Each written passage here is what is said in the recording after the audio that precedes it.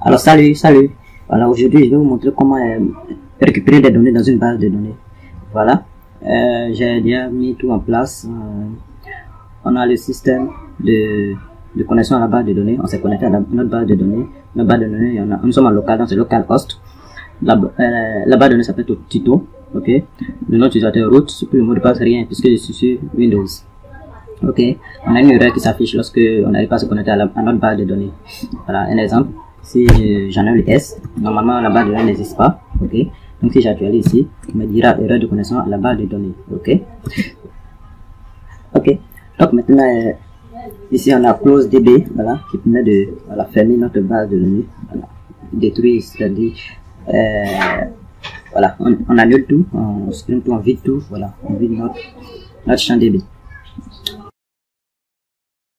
Requête qui s'appelle insertion, voilà, il a nommé extension. Là, à l'intérieur de ce fichier insertion, il a fait une boucle for, voilà, qui va de 1 à 41, c'est-à-dire on insère 40 éléments. Ok, et on insère quoi? Un titre, voilà, qui contient le texte, titre numéro, et puis on met le chiffre. Si c'est 1, on met titre numéro 1, 2, titre numéro 2 jusqu'à titre numéro 40. Ok, on a une description, c'est juste un paragraphe qui contient du lorem ipsum. Ok, et ensuite on a la date de création, date at, qui contient le jour, mois, année, heure, minute, seconde. Ok, et ici c'est même le même try comme dans la connexion, le try. Ok, donc créer une variable qui s'appelle insertion et on récupère le DB. Le DB c'est quoi? Le DB c'est tout simplement cette variable. Le DB c'est tout simplement cette variable, voilà, qui contient l'inscription, la connexion à la base de données. Voilà, donc je me connecte à la base de données et je fais une requête préparée. Et à l'intérieur, on insère dans la table données. Ok, parce que notre base de données s'appelle Tito et on a une table qui s'appelle données. Et cette table contient les champs titre, description et create at. Ok, donc on a le titre, on a la description et on a le create at. Titre, description, create at. Ok, donc on insère tout simplement les éléments dans la base de données. Donc ici, au niveau de l'index, voilà, j'ai inclus la connexion à la base de données et la description de la base de données, pas la description en tant que la maintenant on entend tout simplement détruire la variable DB, voilà. Et au milieu on a la requête qui permet d'insérer les données, donc cette requête. Donc ici, si j'actualise la page, cette page, normalement tout, il doit avoir dans ma table données des inscriptions, voilà, qui vont de 1 à 40. Donc ici, si j'actualise ici, ok, donc on a le titre numéro 1, titre numéro 2, titre numéro 3 jusqu'à titre numéro 40. Ok, donc on a pu insérer nos données dans la base de données, nickel.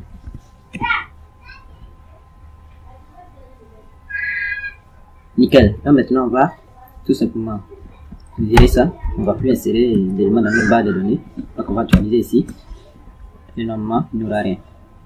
Voilà, c'est toujours 40, très bien. Donc maintenant, ce qu'on va faire, c'est on va récupérer les éléments qui sont dans la base de données. Là, on va dans notre dossier requête, on va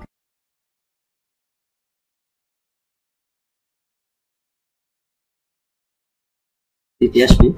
Et qu'est-ce qu'on va faire? On va faire de la requête reçoit $DB prépare toujours une requête préparée à cause de la sécurité. Select rxfilm from, voilà, données. Voilà, on sélectionne tout ce qui est dans la table données. Super. Et qu'est-ce qu'on va faire? On va faire rec beans. Ah bon, on n'a pas besoin de ça. Voilà. On va faire rec execute. Voilà, on va exécuter. Et après, on va exécuter. On va faire $roll reçoit $rec fetch all. Voilà, on fait un tableau associatif quoi. On récupère tout. Super. Donc, on va inclure ce fichier aussi sur notre index. Voilà. On va faire récupération.php. Super. Donc, normalement, rien ne doit s'afficher. Donc ici, je vais faire un tableau. Voilà. Donc, table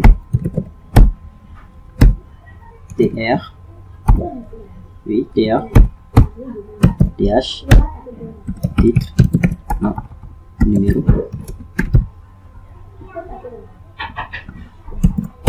titre, description,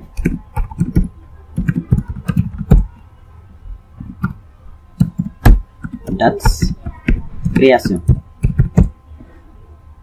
Super. Donc on va faire une nouvelle.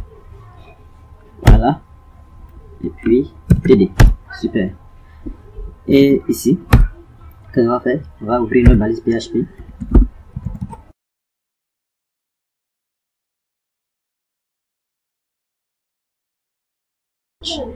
For each quoi? On fait for each de notre variable row. Ok.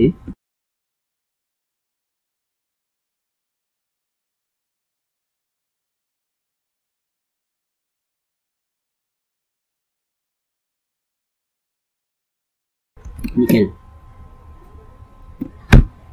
Voilà. Ok, cette notation c'est aussi égal à ça. Voilà. À ça. À ça. Voilà, puis on fait ici. On peut faire ça pour pouvoir écrire les balises HTML à l'intérieur. Ok, donc ici on va faire de la PHP echo, voilà, PHP 7. Ok, on echo quoi? $row, row de quoi? ID. Donc on va copier cette ligne.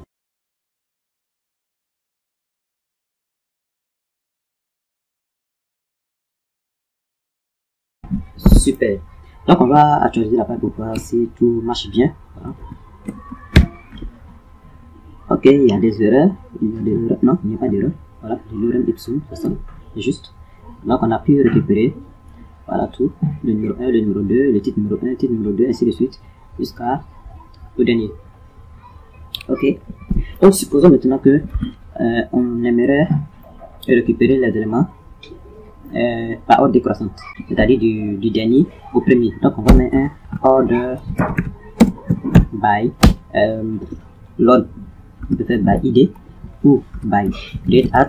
Voilà, mais je préfère par id, by id, parce que si je prends le create at, c'est la date de création. Vous voyez, on va voir quelque chose ici. Ça a été créé le 29 12 mois 2020 à 11h15 minutes et 42 secondes. Ici également même chose. Donc vous voyez, donc c'est mieux de prendre l'id. Voilà. Donc ici, si j'actualise, eh bien, on by id dex. Voilà.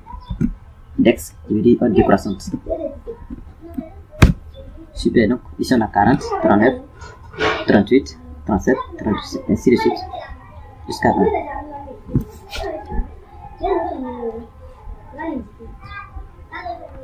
Souvent, le order by dex est pratique. Souvent lorsqu'on veut, Souvent lorsqu'on veut afficher les 5, par exemple les 5 derniers articles, le 10 derniers articles, voilà.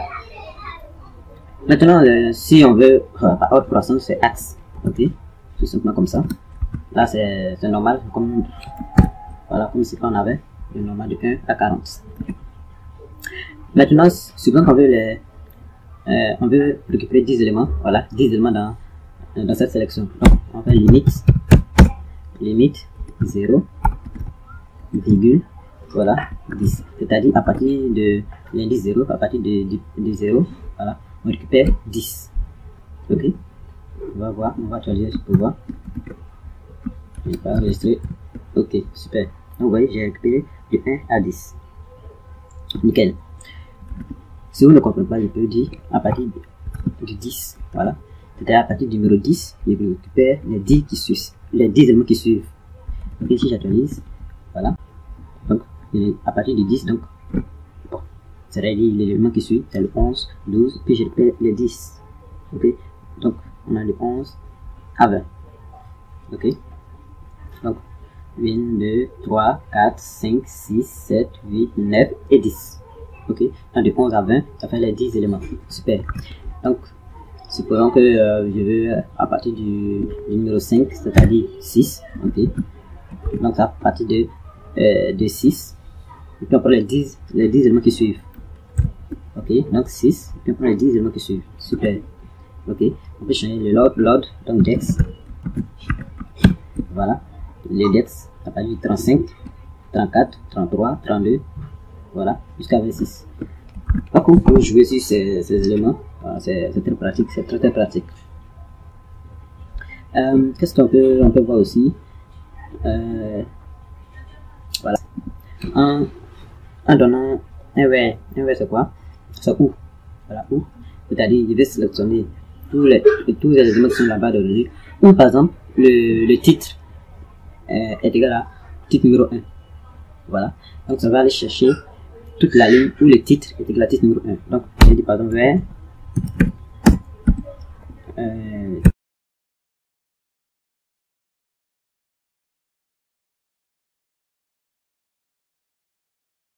donc on va actualiser pour voir. Ça ne récupère oui, vite.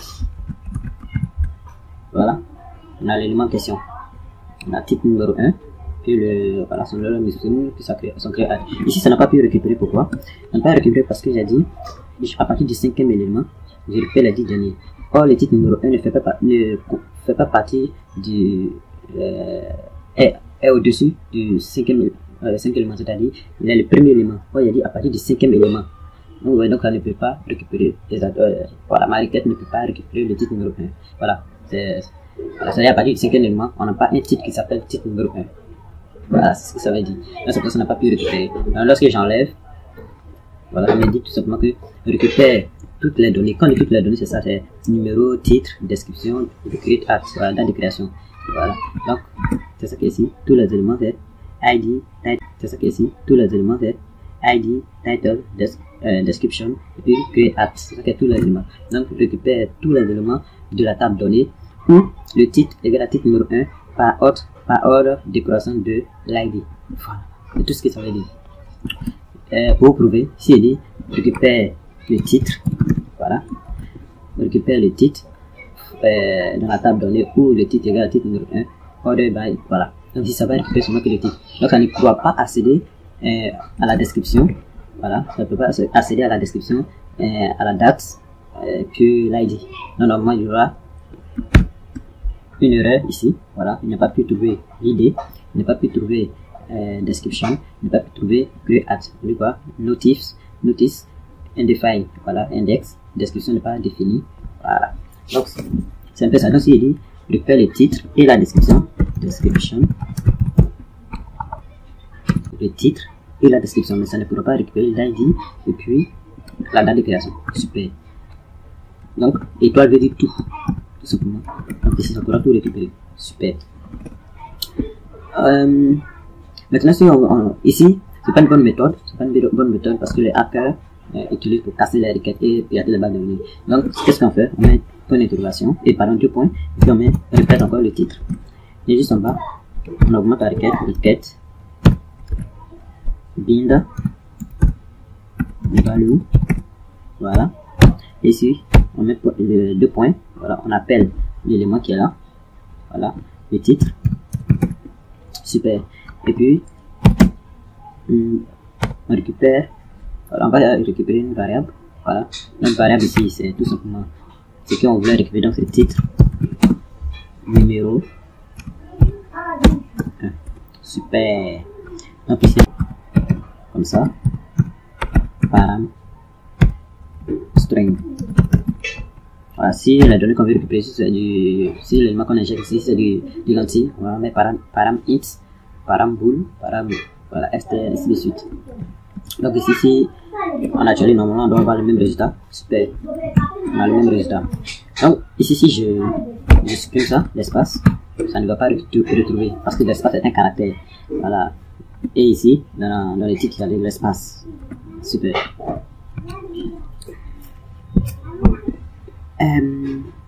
n'a pas encore. Donc c'est un peu tout ce que je voulais vous montrer, comment récupérer les données dans une base de données. C'est très simple, il y a plusieurs requêtes. Voilà, il y a la requête like, voilà, qui permet de filtrer, de récupérer un élément dans un test. Voilà, c'est ce qu'on utilise pour faire les barres de recherche. J'ai un test,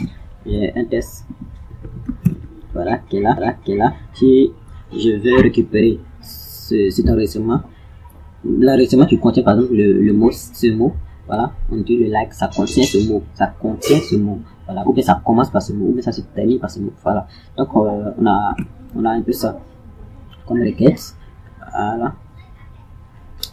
Donc c'est un peu tout ce que je voulais vous montrer. Merci d'avoir suivi ce tutoriel. Si vous avez aimé la vidéo, n'hésitez pas à vous abonner à la chaîne et à bientôt pour le prochain numéro. Ciao, ciao.